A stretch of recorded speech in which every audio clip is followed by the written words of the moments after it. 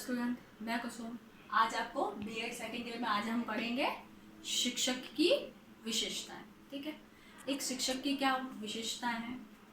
अब विशेषता यानी कि उसके गुण क्या है, एक शिक्षक में क्या क्या गुण होने चाहिए। अब बात हो जाती है शिक्षा में एक शिक्षक का स्थान बहुत महत्वपूर्ण होता है।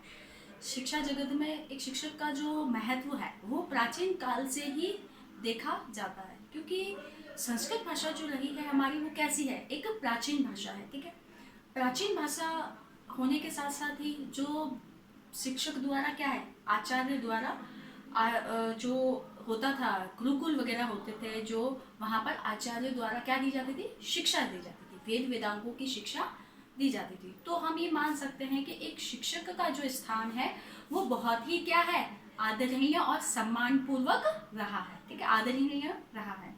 क्या है, एक शिक्षक जो होता है उसको क्या है, एक ब्रह्मा विष्णु महेश के समान ही क्या माना गया है, पूजनीय माना गया है। ठीक है, अब इसी के साथ साथ अपन ये कह सकते हैं कि शिक्षक के कोई विशेष गुण जो है, इसी की वजह से तो एक शिक्षक को क्या कहा गया है, पूजनीय माना गया है। ठीक है, उसका इतना सम्मानपूर्ण आदरणीय स्थान है एक शिक्षक का। तो अब उस शिक्षक के लिए जो गुण होने चाहिए वो कुछ विद्वान हैं, उन्होंने स्तर बताए हैं। ठीक है, कुछ विद्वानों का मानना है कि क्या है, 3 स्तरों में बांटा गया है। ठीक है, बौद्धिक दृष्टि से, भावात्मक दृष्टि से और कुशलताओं की दृष्टि से।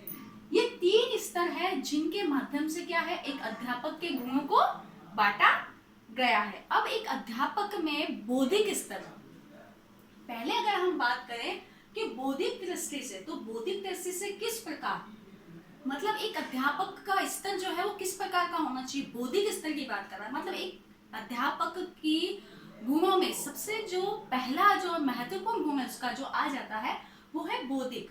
अब बौद्धिकता से बात होती है उसकी बुद्धि की, मतलब एक जो अध्यापक है, एक जो शिक्षक है, उसकी बुद्धि कैसी होनी चाहिए, बहुत अच्छी और प्रभावशाली होनी चाहिए। क्या कहना है इसमें कि शिक्षक विद्वान विषय ज्ञाता, मतलब एक शिक्षक जो है क्या है, वो विद्वान मतलब एक ज्ञाता होना चाहिए। क्या है इसमें ये बताया है कि बौद्धिक स्तर इतना अच्छा होना चाहिए एक शिक्षक का कि उसको सारी ही जो विषय वस्तु है उसका क्या होना चाहिए, सामान्य ज्ञान होना चाहिए। ठीक है, साथ ही साथ में उसकी जो बौद्धिक क्षमता है वो इतनी अच्छी और प्रभावी होनी चाहिए कि उसे सारी ही विषय वस्तु का सामान्य ज्ञान होने के साथ साथ क्या है, विषय ज्ञान का प्रभावी, वो क्या होना चाहिए, अपने विषय ज्ञान का क्या होना चाहिए, प्रभावी होना चाहिए। मतलब जिस विषय का वो अध्ययन करा रहा है, जिस भी विषय का वो अध्यापक है, उसमें उसको क्या होना चाहिए, कुशल होना चाहिए। उसको उसके मतलब साथ ही साथ बौद्धिक क्षमता ये यानी कि बौद्धिक स्तर के अंतर्गत वो सारे पहलू हैं जिसमें एक अध्यापक को सारी ही चीजों का क्या होना चाहिए, ज्ञान होना चाहिए। सारी विषय वस्तुओं का सामान्य ज्ञान होने के साथ साथ जिस विषय का वो अध्यापक है उसे उस विषय के बारे में सारा ही ज्ञान होना चाहिए। साथ ही साथ प्रस्तुतिकर्ता यानी कि क्या है, प्रभावशाली ढंग से उसको प्रस्तुत करना आना चाहिए। भाई जिस विषय का वो अध्यापक है उसे उस विषय वस्तु को, उस सामग्री को, उस अध्ययन जिस विषय में वो अध्ययन करा रहा है, जो बातें वो बताना चाहता है, उन सबका उसको प्रभावी ढंग से क्या करना आना चाहिए, प्रस्तुतिकरण करना आना चाहिए। साथ ही साथ में है प्रतिपुष्टि बोल तो फीडबैक, ठीक है, प्रदान करना होना चाहिए।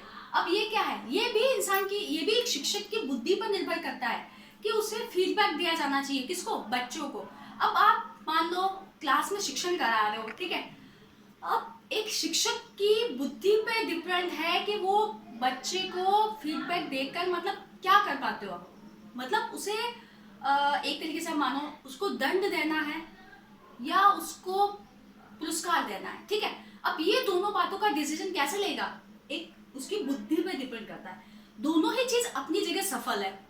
देखो वैसे तो हम बोलते हैं कि हमको बच्चे को डांटना नहीं, मारना नहीं चाहिए, ऐसा वैसा, लेकिन काफी बार ऐसा होता है कि एक शिक्षक के लिए जरूरी होता है एक बच्चे को डांटना। ठीक है, क्लास में आप अध्ययन करा रहे हो, कल अध्यापक ने उसी विषय वस्तु से रिलेटेड कुछ पूछा क्लास में, ठीक है, मानते हैं अपन कक्षा में एक अध्यापक द्वारा कुछ पूछा जाता है, बच्चा है एक जो बहुत ही अच्छा जवाब देता है, हमेशा उसका आंसर सही देता है और अच्छा देता है, तो क्या किया जाएगा, एक अध्यापक द्वारा उसको क्या किया जाएगा, क्या बोला जाएगा, शाबाश, गुड, तुम बहुत अच्छा जवाब देते हो। साथ ही साथ एक और ऐसा बालक है जो कभी जवाब नहीं देता, और अगर देता भी है तो गलत देता, पहली बात तो वो जवाब देता ही नहीं, तो ऐसे बालक का क्या होगा, उसको डांटा जाएगा एक शिक्षक द्वारा, क्लास से बाहर किया जाएगा। अब जब उस बालक को क्या मिला, एक को तो क्या मिला, पुरस्कार मिला, एक को तो क्या कहा गया, भाई गुड, तुमने बहुत अच्छा काम किया, तुमने अच्छा जवाब दिया। एक को क्या कहा गया कि तुमने अच्छा जवाब नहीं दिया, उसे सजा सुनाई गई, ठीक है, उसको क्लास से बाहर भेज दिया या शिक्षक ने उसे खड़ा कर दिया, जो भी है, ठीक है।